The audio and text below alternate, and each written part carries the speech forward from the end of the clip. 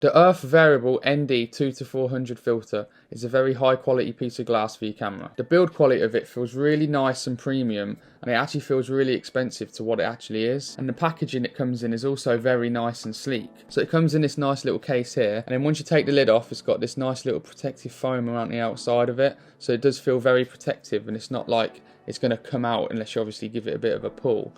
But I don't think it's going to come out on its own. So this case is really nice and protective. For the price that this filter is coming in at about £30 on Amazon for the 43mm thread, I think it's an absolute steal and it's 100% worth your money. However though, when you do go buy the ND filter, make sure you do check the filter thread size of the lens that you want to put it on.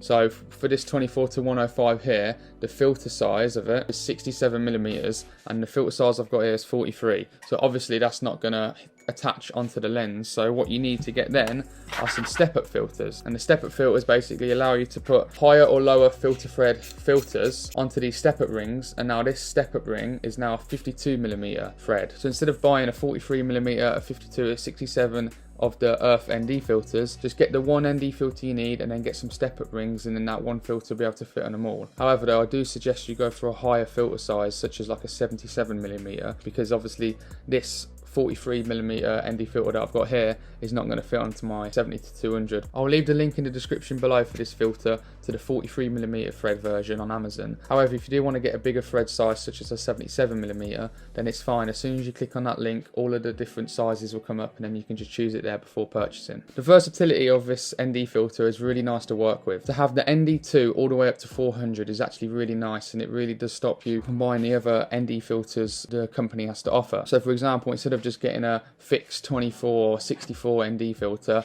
this covers all of that and all the way up to 400 as well. So the versatility of this filter is actually really good, and it can be used for so many different things. It's really great for vlogging, because at the minute, as you can see, I'm shooting in 1/60th of a second because I'm in 30 frames per second, and my f-stop is at 1.8, so I can get that cinematic depth of field in the background. But as you can see, it's really blown out. The sky, my face just looks really blown out, and that's because I've not got the ND filter on. As soon as I put the ND filter on, it's really nicely exposed, and I've still got that cinematic depth of field in the background.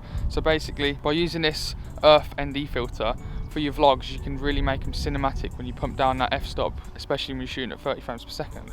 So this is why this ND filter is actually really good for this as well. And you can see, because it's an ND2-400, you can actually change how dark you want your image. So I'm going to be switching it now, and you can see how dark I'm getting, and then really brighter, back up to really overexposed territory, and then back down to where I actually want it to be perfectly exposed. So if it depends on what shutter speed you're shooting in or whatever, or how you want the tone of your vlogs to be like, it's up to you. Or not even vlogs, anything really.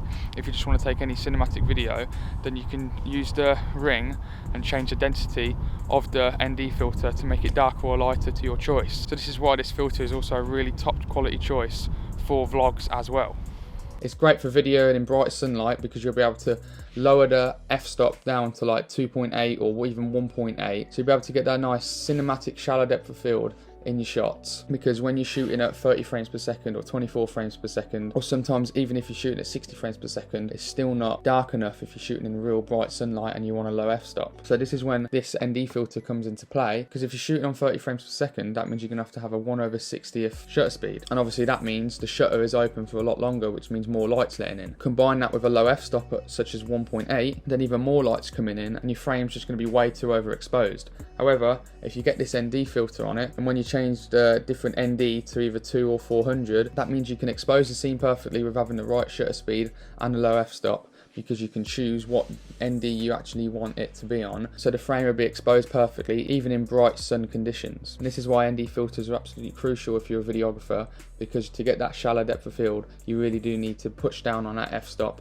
while shooting at a low shutter speed, and then this is why you need the ND filter. And the fact that this goes from 2 to 400 is really good, and for the price I think it's absolutely amazing, to be honest. It's also great for long exposures, because for example, if you want to take a photo of like a lake or a waterfall for example, you really need to lower that shutter speed to maybe even like 20 seconds or 30 seconds, 10 seconds, but to get that real nice sleek and smooth look into the water, you're going to have to use this ND filter, because otherwise obviously leaving your shutter open for 30 seconds or 20 seconds, then it's just going to literally be pure white and everything's going to be blown out. However, as soon as you put this ND filter on, you can change the darkness of the filter, but because it's a variable ND filter, you don't have to just pick one shutter speed to get the perfectly exposed image. If you want a 3-second shutter, then you can change it down to like ND64 or something.